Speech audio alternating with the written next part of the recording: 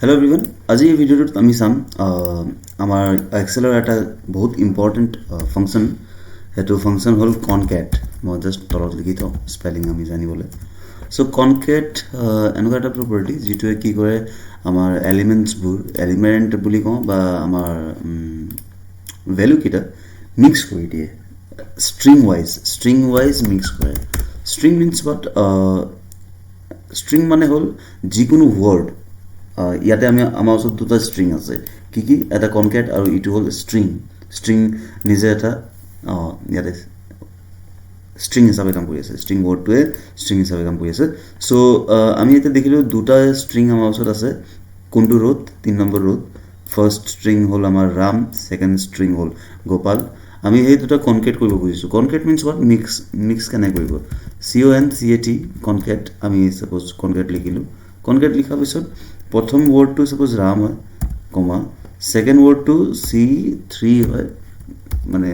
ইটো পার্ট রাম গোপাল দেখিছেনে কনকেট লগতে আহি গল এতিয়া যদি মই সেম প্ৰপাৰ্টি সবৰ লগতে মিক্স কৰিব খোজো তেতিয়া হলে মই ইয়াত ড্ৰেগ কৰি দিলে হৈ গল এটা বস্তু আপোনালোকে ইয়াত মন কৰিব পাৰে যে ৰাম গোপালৰ মাজত ব্ৰেক নাই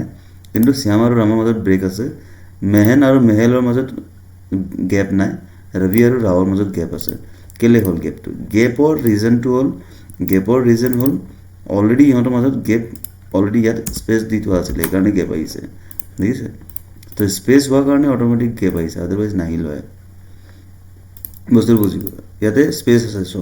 ৰবি পিছত স্পেস এটা আছে সেই স্পেসটো মই যদি ৰিমুভ কৰি দিম মই ইয়াতো স্পেসটো নাইকিয়া হৈ যাব done so this is everything about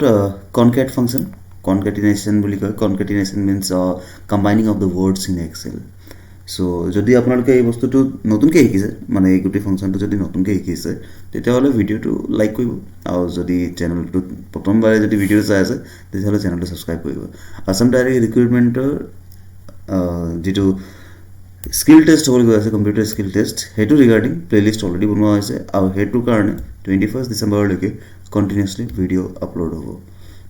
so thank you very মাচ আকৌ লগ পাম next video with some new topic